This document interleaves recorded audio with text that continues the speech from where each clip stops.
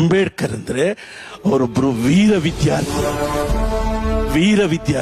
ಆದ್ರೆ 50 ವರ್ಷ ಅವಮಾನವನ್ನ ತಡ್ಕೊಂಡು, ಅವಮಾನವನ್ನ ತುಳಿದು, ಅಭಿಮಾನವನ್ನ ಜೀವಂತವಾಗಿಟ್ಕೊಂಡು ಭಾರತದ ಸ್ವಾತಂತ್ರ್ಯ ಸಮರದ ಸಮಯಕ್ಕೆ ಸರಿಯಾಗಿ ಕೋಟ್ ಧರಿಸಿ ಬಂದು ಕೊಟೇಶನ್ಸ್ ಹೇಳಿದ್ರಲ್ಲ, ಅವರು ಅಂಬೇಡ್ಕರ್.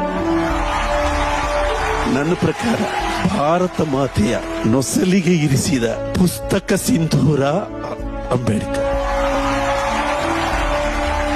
ಅವರು ವೀರ ವಿದ್ಯಾರ್ಥಿ, ವಿಶ್ವಾಸಿ, ಕಾಯಕ ಸೂರ್ಯ ಅಂತೀವಿ ನಾವು ಅವ್ರನ್ನ. ಅಂದ್ರೆ ಅವ್ರು ಬದುಕಿದಷ್ಟು ದಿವಸ ಕೆಲಸ ಮಾಡ್ತಾ ಇದ್ರು. ಅವರು ಒಂದೂರಿಂದ ಇನ್ನೊಂದು ಊರು ಹೊರಟ್ರೆ ಕನಿಷ್ಠ 10 ಟ್ರಂಕ್ಗಳು ಪುಸ್ತಕಗಳು ಅವರಿಂದ ಹೋಗೋದು.